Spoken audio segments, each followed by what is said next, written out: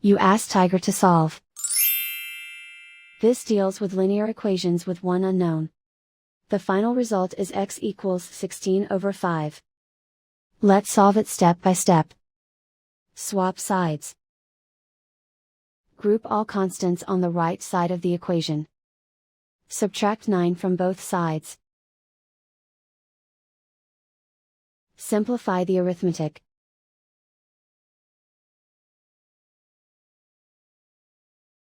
Isolate the x. Divide both sides by -5. Cancel out the negatives. Simplify the fraction. Cancel out the negatives. And so the final result is x equals 16/5.